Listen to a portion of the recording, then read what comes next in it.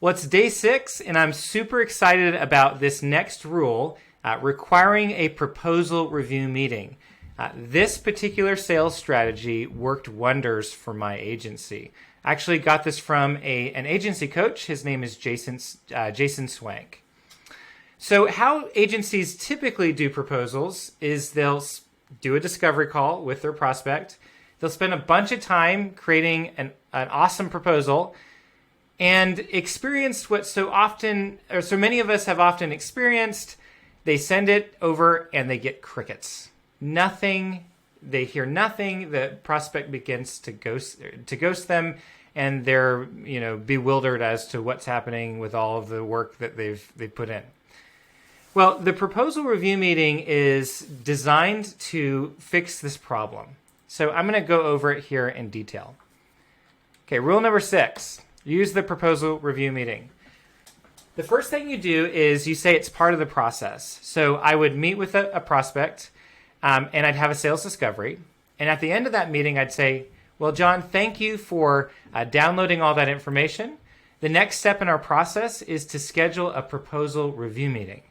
Okay, I don't tell them I'd like to. I say it's part of our process, which makes it feel concrete, and typically they just go with it. Then what I do is I bring up my calendar and I do a FAM BAM, okay? From a meeting, book a meeting. The easiest time to book a meeting is on the actual sales call. So you're trying to get the next one, do it on the current one. I bring up my calendar, put it in their time zone, ask for a spot.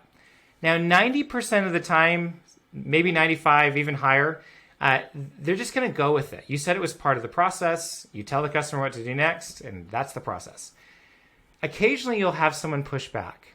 And it's during that time I kind of ask, well, if you can't give me 20 more minutes of your time, how serious are you taking me? How important is my proposal to you? Or maybe they're getting a lot of different proposals and they just have to check a box, right? So it kind of makes you pause. And if you do continue to give them a proposal without the meeting, maybe you spend less time on it, knowing that you can't present it. Okay. Now, the attendance rate for the proposal review meeting is very high. You have something they want. Part of this whole thing is research for them, and they want to compare apples to apples other agency quotes. Okay, so very high attendance rate, and you don't send them the proposal. Until after the meeting. Okay. There's less chance of waste because you're only creating proposals, for the most part, for those who have pre-agreed to a proposal review meeting. And the greatest thing is you have the ability to sell the proposal. Now, when the meeting actually comes, make sure to not give them the link during the meeting. You don't want them distracted looking at the proposal on their screen. You want them following your screen on Zoom. And you have the ability to sell the proposal, overcome objections, answer questions. If my prospect is answering questions, do I want them to be all by themselves in a room? Or do I want them to be with me where I can actually answer those questions and build their confidence? I can overcome objections, and I can even nail down the price, right? So especially if you're using interactive online software, you can play around with it and configure it. To make this really practical, I just usually would bring up I bring up the proposal that I created, and I talk through it with them.